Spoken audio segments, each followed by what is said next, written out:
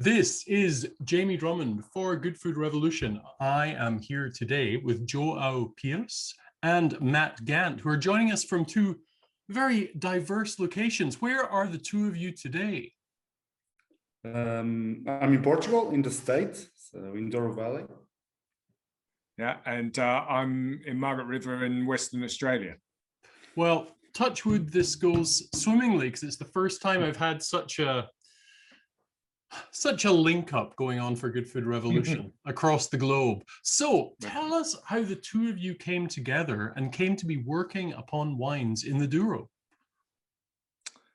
Yeah, it's. Do you want to tell the stories, João, or do I tell? No. Your English is better than mine, so it's always good to hear you talking about it. Okay.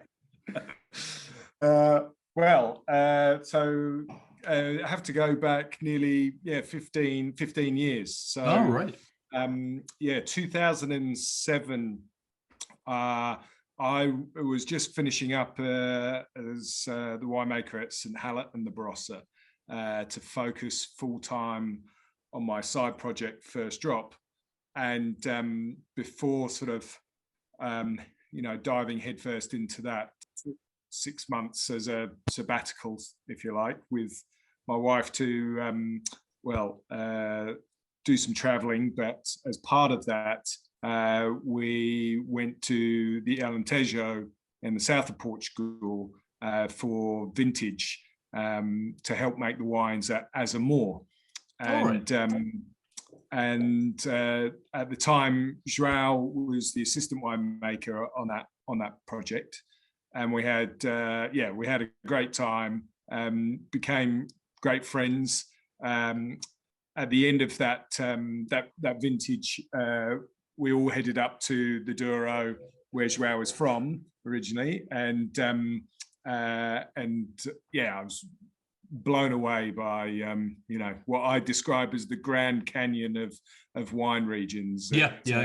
It's just truly spectacular, and I was certainly really struck by the region. And so anyway, Claude and I headed back to Australia, back to the Barossa, and then but kept in touch with João.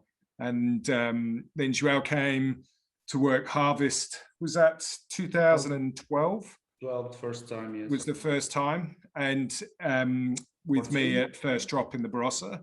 And then I actually went back to Portugal then vintage time that year, and João came over to again the Barossa a couple more times, and I kept going back to the Douro each year. And it got to the point that we decided 2015 it would be a great idea to start making some wine together in the Douro. So, and I should point out that at this 2009, João actually moved from the Alentejo back to the Douro and became a winemaker at Quinta de Pedra Alta. So that's an important part of the story. And so whilst João was at Pedra Alta, I was going back to visit him there. And so 2015, we made some wine off a vineyard right next door to Pedra Alta. We followed that up with another play in 2016. But at the same time, Pedra Alta came up for sale. And friends of mine that I grew up with in England were keen to get into or to buy a vineyard, and I had shown them some different projects in different places, but I said I thought this one would be amazing, particularly because of João and what a gun winemaker he is, and a great guy. And anyway, long story short, managed to buy Pedra Alta 2018, just before harvest, and that's the start, I suppose, of this chapter in a long history for Pedra Alta. Speaking of history, the vineyards you acquired have quite some history themselves, don't they? Yep. So We are located in the valley, in the Pinhão River Valley. So the history go back to 1761, the demarcation of Yes. yeah. So we had 3 stones that demarcate the region in our state. The vineyards were in family through generations till we bought in 18. And our vineyards are the age between 30 years and 15 years. So it was everything replanted, and we're still grafting, yes, but it's old in terms of port wine, for example, not so old in terms of table wines. Yes, yes, yes. And do you have all of the usual suspect grape varieties planted there? Yeah, of course. In white varieties, we have Viozinho, Gobeio, Rabigato, Donzelinho. All these ones that just trip off the tongue, right? Yeah. Donzelinho, Fernão Pires, and Malvasia. In the red, we have Toriga Nacional, Toriga Franca, Tinta Roriz, Tinto Cão, Souzão, and it's pretty much that. Yeah, Tinta Barroca. Sorry, Matt, I forgot your favorite. Don't forget Tinta Barroca. Oh my God. So how familiar were you, Matt, with all of these varieties when you first came over to Portugal? And what have you learned about these varieties in the intervening years? Yeah. I'd got a reasonable understanding of Toriga Nacional because I've been making Toriga at St. Hallett, since 2000 and of course, yeah, I forgot 2001, so 2002. So, but a very different expression, obviously, in the Barossa to the Douro, and I think that is, it's obvious to say, but it's the soil in particular that defines it, and it's the schist of the Douro versus the alluvials of the Barossa, and from that schist, you have a lot more structure for a start, but also because of the elevation and the plantings at Pedra Alta are on go from 200 meters up to over 500 meters, right. And so within that you get also different expressions of Toriga Nacional at those different levels. So as well. Yeah, exactly, and different. Yeah, with the terraces, you've got different expositions. So you can go from sort of picked earlier for more florals and perfume, but then as it's picked riper and in and in the right conditions, you get that classic bergamot Earl Grey tea character and more inky, dense wines being produced. And if you compare that to the Barossa, for example, it is more in that floral rose petal expression and lighter bodied in actual fact, and more sort of just juicy.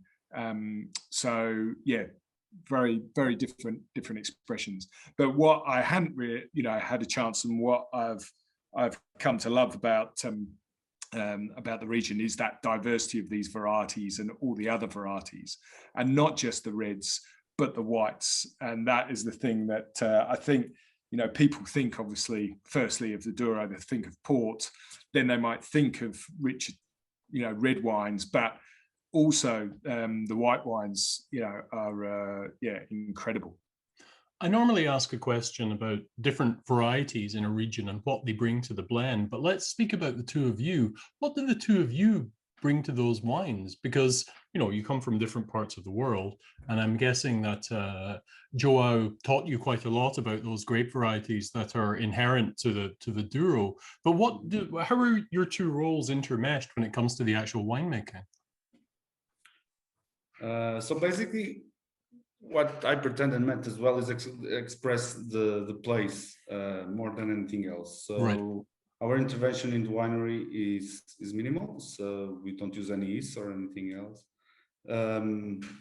We use solids and everything. So my expression for me, is just respect the place. I don't want really aromatic whites or rich whites. So if we have freshness, we want to express freshness.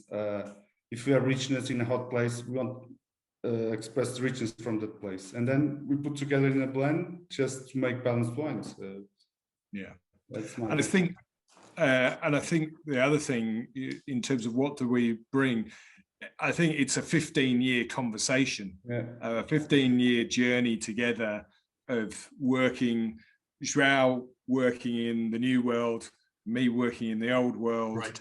And it's that exchange over the years of our experiences. And I think, you know, I mean, João's had a great influence on me, and well, hopefully I've had some impact on João, you know.